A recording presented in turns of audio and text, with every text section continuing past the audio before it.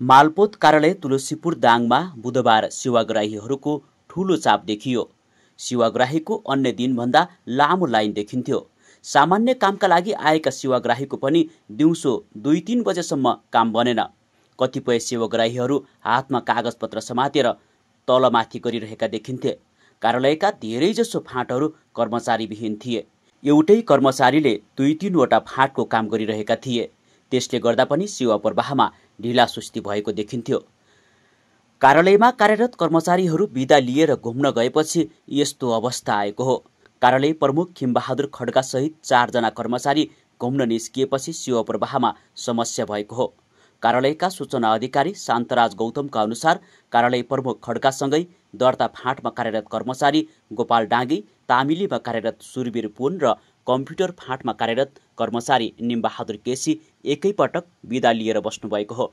उहाँका अनुसार कार्यालयको मोठ फाँटमा कार्यरत कर्मचारी यज्ञबहादुर घरती यसअघि नै बिदामा बस्नुभएको छ। गौतमका अनुसार कार्यालयमा हाल स्थायी र अस्थायी गरी 20 जना कर्मचारी कार्यरत छन्, जसमध्ये कार्यालय सहयोगी र सुरक्षा गार्ड गरी 5 जना छन्। बाँकी 15 जना मध्ये हाल 5 जना बिदामा छन् र 10 जनाले मात्रै सेवा प्रवाह गरिरहेका छन्। सुरक्षा गार्ड, स्विपर सबै गरेर टोटल 20 जनाको दरबन्दी हो।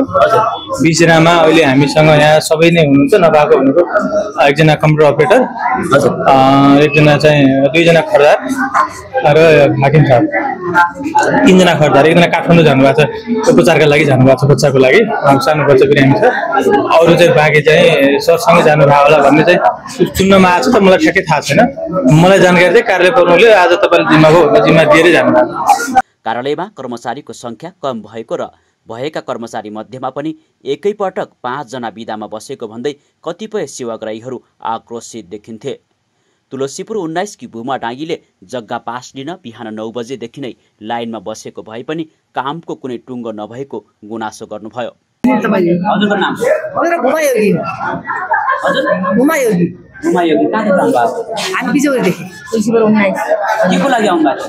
जग्गा पासमा आम खै पालो पहिरो पाइएन एरियासम्म। जग्गा पास गर्न आउनुभएको? कति बजीतिर आउनुभएको? आउनु त बिहान 9 बजीतिर आम। 9 बजीतिर? हजुर। काम सकिया छैन? छैन। आज सकिन्छ? सकिन्छ भने कतिखेर सकिने हो, खै अब काम जान लाग्यो। त्यस्तै जग्गा पास दिन बिहान 10 बजे कार्यालय पुगेकी शान्तिनगर 3 पाते टाकुराकी बसन्ती कण्डेलको पनि समस्या उस्तै थियो। बसन्ती कण्डेल कहाँदेखि आउनुभयो? यही तुलसीपुर हो। तुलसीपुरदेखि? हजुर, तुलसीपुर हुन्छ, पाटाकुरा हुन्छ। केको लागि आउनुभयो? अलिअलि ऋण थियो कि त्यही अलिकति घडेरी बेचौँ भनेर आएको। कति बेला आउनुभयो हजुर?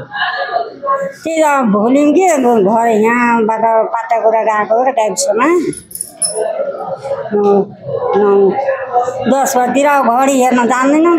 तुलसीपुर 11 उरहरीबाट दर्ता श्रेष्ठ कायम गर्न कार्यालय आउनुभएका चन्द्रबहादुर ओलीले सहज सेवा प्रवाह गर्न माग गर्नुभयो।